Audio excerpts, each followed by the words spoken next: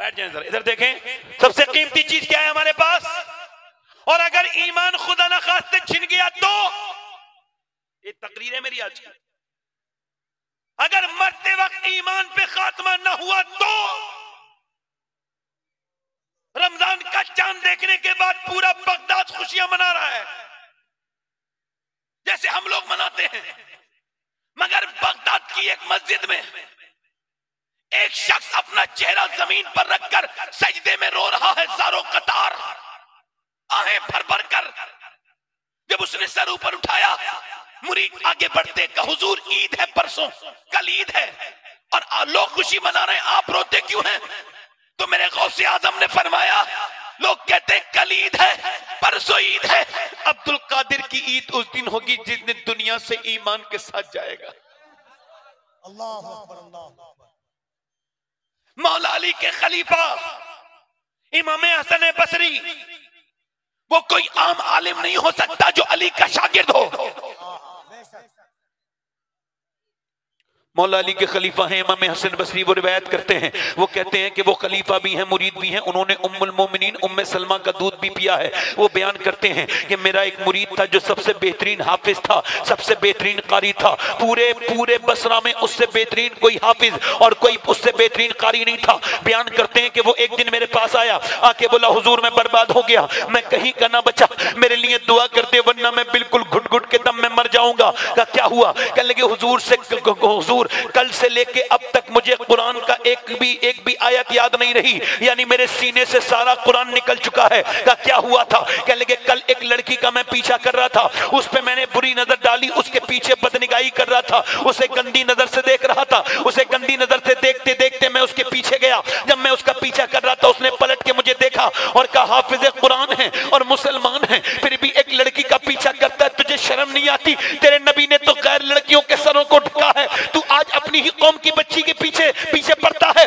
तुझको शर्म नहीं आती? कहते हैं उसके अल्फाज मेरे सीने में ऐसे लगे जैसे नश्ता लगता है, मुझको पसीने आए, और उसके बाद से लेके अब तक हुजूर कुरान का एक लफ्ज भी मुझे याद नहीं। मेरे लिए दुआ कर दे, कहीं मैं बर्बाद ना हो जाऊं। अभी तो सिर्फ कुरान मेरे सीने से निकला है, कहीं ऐसा ना हो मेरा ईमान भी मेरे सीने से निकल जाए। हुजूर मेरे लिए दुआ कर दे, सरकार मेरे लिए दुआ कर दे। अल्लाह अकबर। इमाम हसन बसरी रोने लगे और फिर आपने दुआ करनी शुरू की, कहा तौबा कर। वो तौबा किए जाता था, हसन बसरी रो रो के दुआ करते थे, अल्लाह मेरे मुरीद को माफ कर दे।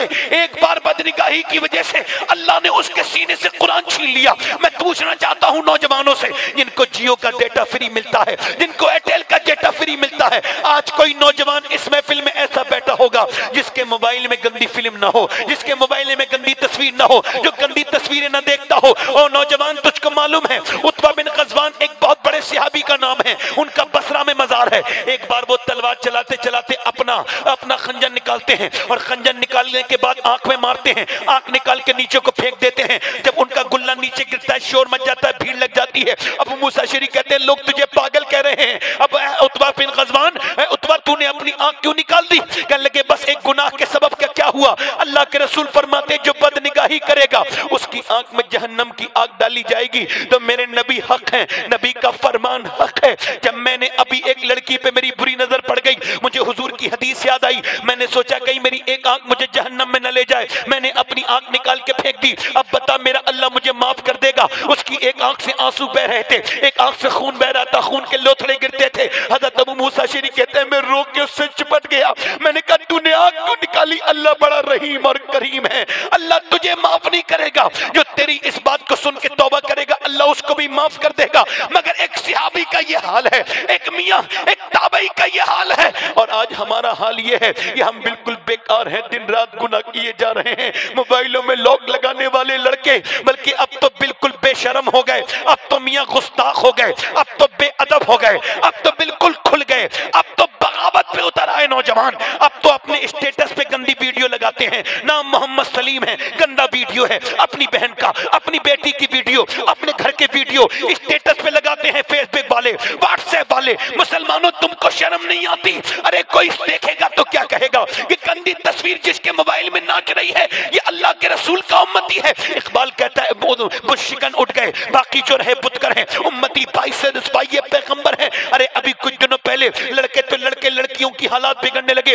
और बहुत बिगड़ने लगे लड़कियों के हालात, इतने के बयान नहीं किए जा सकते। अभी कुछ दिनों पहले एक फिल्म रिलीज हुई, फिल्म का शोर पूरे हिंदुस्तान में मचा। उस फिल्म को देखने के लिए बड़ी भीड़ जमा हुई। लखनऊ के थिएटर से एक लड़की बाहर को निकलती थी, उससे पूछा रिपोर्टर ने तेरा नाम क्या है? बुर्का ओढ़े हुए लड़की का मेरा नाम जरीन फातिमा है। क्या देख के आ रही है? क्या फिल्म देख के आती हूँ, उसमें गाने बड़े अच्छे लगे। माज़अल्लाह मैं करीब होता तो उस बच्ची के पांव पकड़ के कहता कि नाम तेरा जरीन फातिमा है और थिएटर के बाहर खड़ी है, तुझको शर्म आनी चाहिए, कम से कम नबी की बेटी के नाम की लाज रख लेती। तूने फातिमा तो ज़हरा का नाम तूने थिएटर के बाहर लिया, तुझको शर्म नहीं आई? अल्लाहु अकबर। मुसलमान लड़की नाम ज़ीनत फातिमा है और जब मुसलमान लड़कियां थिएटर के बाहर गंदी तस्वीरें देखने लगे, जब गैर मुस्लिमों की मोटरसाइकिलों पे चल के वो अपने सफर तक, माज़अल्लाह हमसे बेहतर तो पहले के जमाने के भिखारी थे कि दिल्ली की जमा मस्जिद में एक भिखारी भीख मांग रहा था, अंग्रेज उधर से गुजरा, अंग्रेज ने उसको देखा, देखने के बाद उससे भीख मांगी, अंग्रेज ने उसको कुछ पैसे दे दिए, मगर अंग्रेज का बटुआ गिर गया, वो चला गया।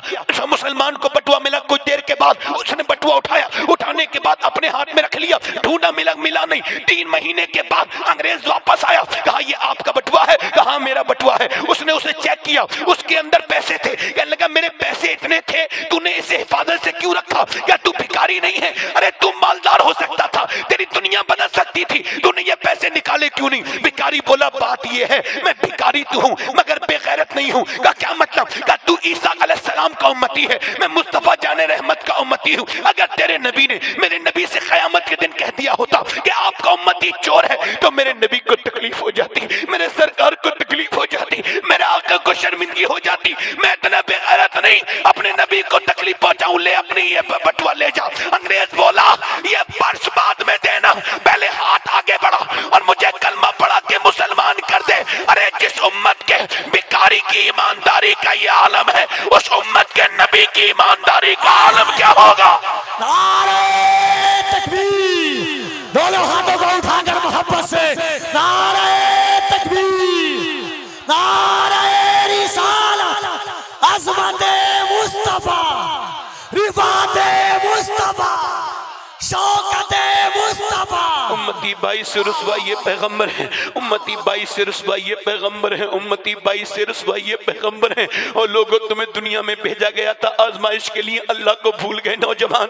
हमारी जिंदगी देख करके ऐसा लगता है कि अब सीने फट के आते हैं। मैं कौन सी ऐसी बात कहूं जो तुम्हारे दिलों की लगाम अल्लाह और रसूल की तरफ कर दूं खींच के तुम्हारा रुख? बताओ कौन सी ऐसी बात कहूं? तुम्हारे कपड़े यहूदियों की तरह, तुम्हारे चेहरे यहूदियों की तरह, तुम्हारी खलबत यहूदियों की तरह, तुम्हारी जलवत यहूदियों की तरह। तुम मियां सारे नौजवान बर्बाद होते चले जा रहे हैं। जरा नौजवानों को देखो तो, नाम मियां, इन्होंने अपने आप को, अपने कपड़े बिल्कुल बंबई के हीरो की तरह बना लिए। क्या तुम्हारे पास कोई ऐसा आइडियल नहीं था? तुम्हारे बाल भी वैसे कटे हुए हैं, तुम्हारी चाल भी वैसे ही है, तुम्हारी पैंट भी वैसे ही है। अरे तुम पूरा अरब बर्बाद हो गया। अरब में अभी रिसर्च हुआ, अरब में ये रिसर्च हुआ कि यहाँ के बच्चे क्या बनना चाहते हैं। तो मियां आपको बताऊं, सऊदी अरब, सऊदिया अरब, पूरा कतर, पूरा ओमान, पूरा अबू धाबी, पूरे लोगों में रिसर्च हुआ बच्चे बड़े होके क्या बनेंगे। तो उन्होंने लिख के भेजा कि हम बड़े होके क्रिस्टियानो रोनाल्डो बनना चाहते हैं, यानी फुटबॉलर बनना चाहते हैं। उन फुटबॉलर को खरीद लिया सऊदियों ने, उन यहूदियों ने,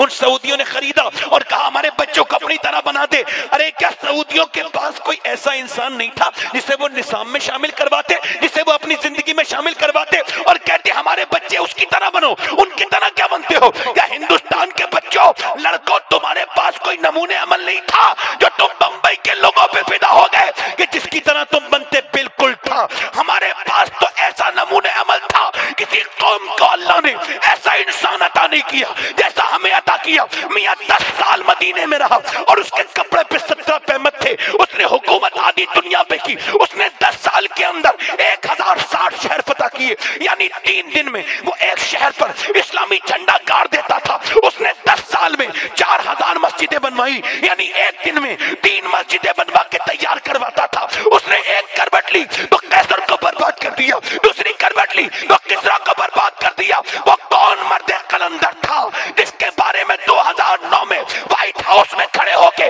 बराक हुसैन ओबामा ने कहा था कि अगर दुनिया में 1 साल उम्र की उम्र और हो जाती तो पूरी दुनिया में सिवाय इस्लाम के कुछ नहीं होता।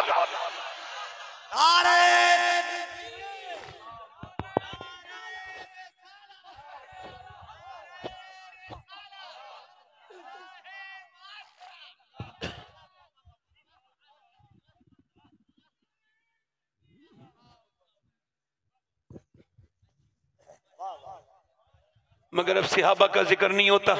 थोड़ा आवाज बढ़ाओ भाई, आवाज। सहाबा का जिक्र नहीं होता, पीरों का जिक्र होता है। पीर साहब इन फ्रंट, पीर साहब तारीफ हो रही है।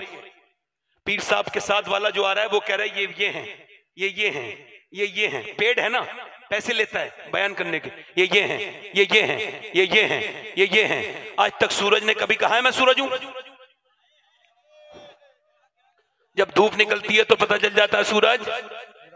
कभी मुफ्ती आजम ने कहा था मैं मुफ्ती आजम हूं, कभी ताजु शरिया ने कहा था मैं ताजु शरिया हूं। मगर ये जितने कागजी लोग हैं बनते रहेंगे मगर बनेंगे नहीं। मगर अफसोस है कि पूरे एरास की महफिल खत्म, मगर सहाबा का जिक्र, सहाबा का जिक्र नहीं होता। अरे क्यों नहीं होता? वे कहते जब तक हमारे उर्स में हमारी तारीफ नहीं होगी हमारा उर्स कामयाब नहीं होगा। मैंने कहा मियां साहब सुनो, पीर साहब, जब आपकी तारीफ होती है तो उर्स कामयाब होता है, और जब अबू बकर उमर की तारीफ होती है तो उर्स अल्लाह की बारगाह में कबूल हो जाता है।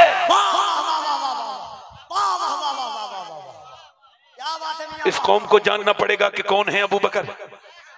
इन्हें पता करना पड़ेगा। अपनी अपनी औकात भूल गए मुसलमान। हम थे क्या? कुछ भी नहीं। अल्लाह ने नवाज दिया हमें। हमारे पास खाने तक को कुछ नहीं था, कपड़े तक नहीं थे, घर तक नहीं थे हमारे पास। 313 मुसलमान खड़े थे मक्के मदीने में, एक बड़े लश्कर के मुकाबले के लिए। मक्के की औरतों ने अपने कंगन उतारे, अपने जेबरात उतारे।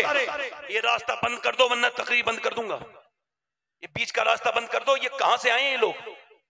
इनको यही नहीं पता कि जलसे में तुम क्या क्या करने आए हो भाई यहाँ पे तुम, आप लोग। यही नहीं पता कि कैसे क्या होना चाहिए जलसों में। बीच में से निकले जा रहे हैं, कोई फिक्र ही कोई नहीं। इमाम मालिक, सुनो, इमाम मालिक हदीस पढ़ा रहे थे। सुनो, इसे कहते हैं हदीस का एहतराम। पढ़ाते पढ़ाते रोने लगे। चेहरा कभी जर्द हो, कभी लाल हो, कभी पीला हो। बाद में मुरीदों ने पूछा हुजूर क्या हुआ? आपने फरमाया मेरे कुर्ता उतारो। कुछ नहीं हुआ, बिच्छू ने काटा है। तो एक जगह नहीं 6 जगह काटा था। कहा हुजूर आप पहली मर्तबा बता देते। आपने फरमाया बात हुजूर की हदीस की थी। हाय हाय हाय हाय हाय हाय। मेरी जान नबी की हदीस के एहतराम से बड़ी नहीं है। और आज बिल्कुल ऐसे ही उठ के चला जाता है, कोई भी फिक्री कोई नहीं। आप जब तक सुनोगे नहीं तो समझ में कैसे आएगा? मेरी बेटियां सुने, इधर दे ध्यान दे, मेरी बेटियां, मेरी बहनें।